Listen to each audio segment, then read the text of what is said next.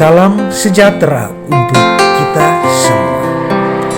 Jumpa lagi pada video pembelajaran kali ini dengan materi seni patung untuk peserta didik kelas 9. Saya Hieronymus Hayon, guru seni budaya SMP Katolik Santo Gabriel Sarotari Larantuka, Kabupaten Flores Timur. A. Pengertian. Pengertian patung.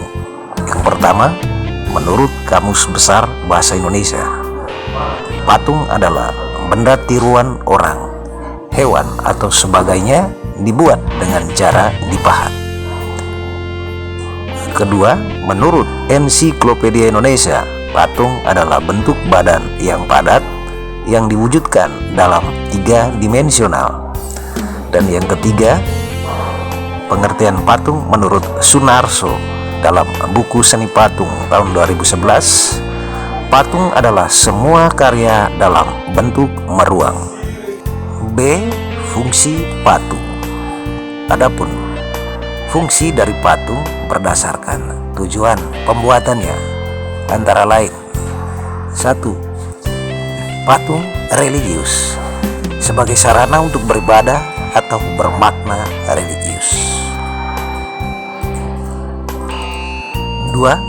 Patung monumen, patung yang berfungsi untuk memperingati atau mengenang jasa seseorang, kelompok, atau peristiwa bersejarah. 3. Patung arsitek, patung yang ikut menunjang atau ikut aktif berfungsi dalam konstruksi bangunan. 4.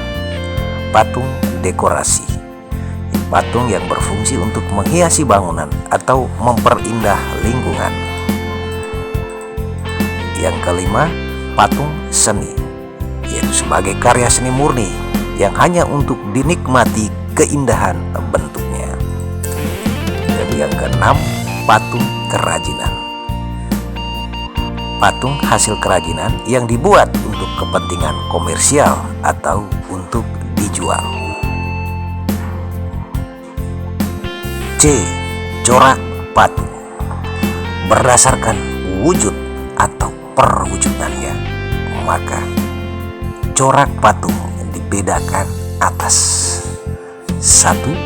Imitatif atau realis atau representatif, merupakan tiruan dari bentuk alam, manusia, hewan, dan tumbuhan yang dibuat sesuai dengan bentuk asli.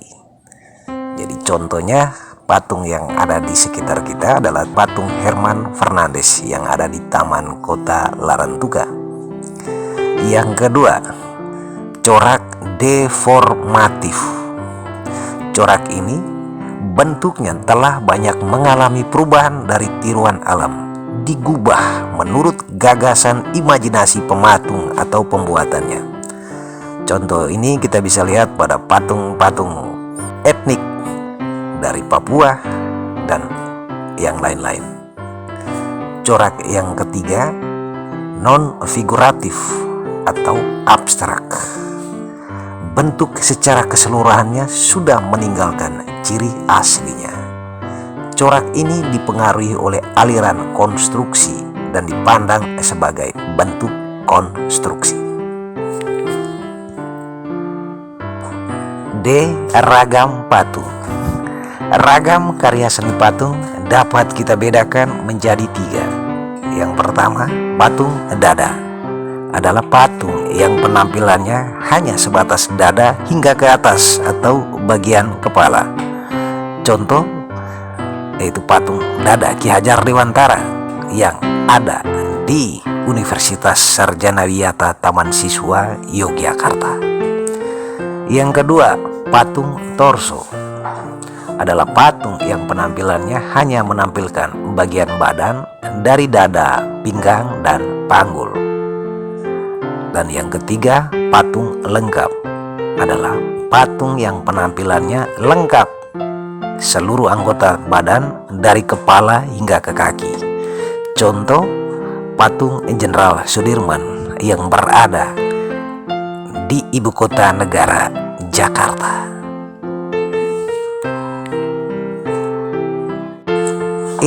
Media karya patung. Yang dimaksudkan dengan media adalah alat, bahan, dan teknik yang digunakan dalam membuat patung. Yang pertama, alat. Alat adalah segala macam perkakas yang dapat digunakan untuk membuat patung, antara lain butsir, pahat, palu, meja, cetakan, sendokan adonan, dan lain-lain. 2. Bahan. Bahan adalah segala macam material yang dapat digunakan untuk membuat patung.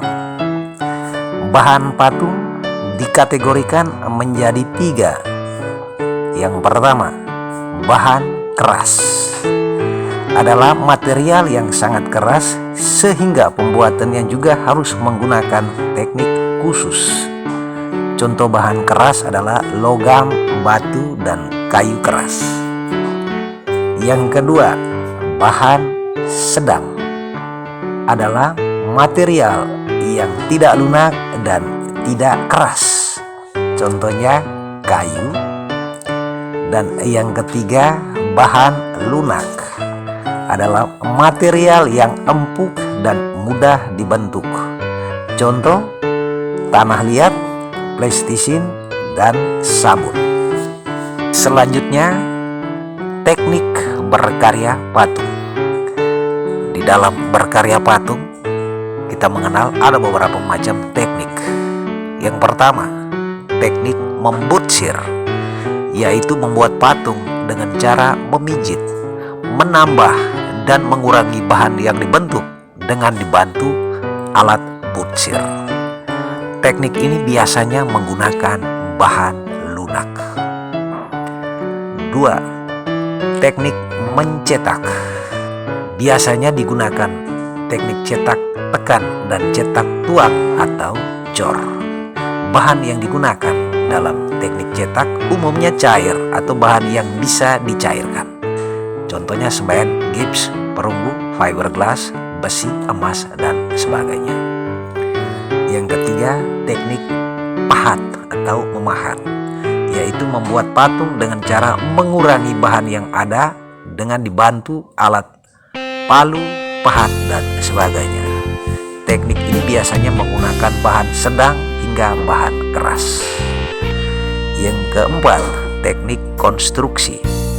Kata konstruksi artinya bangunan atau susunan. Teknik konstruksi adalah membuat patung dengan cara menyusun bahan, baik dengan kerangka maupun tidak. Menyusun dapat direkatkan dengan semen, lem, atau dilas.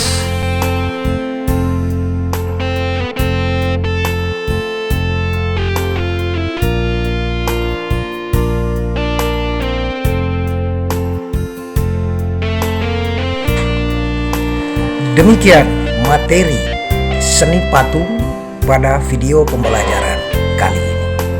Semoga bermanfaat bagi peserta didik kelas 9, terkhusus peserta didik SMPK Santo Gabriel Sarotari Larantuka.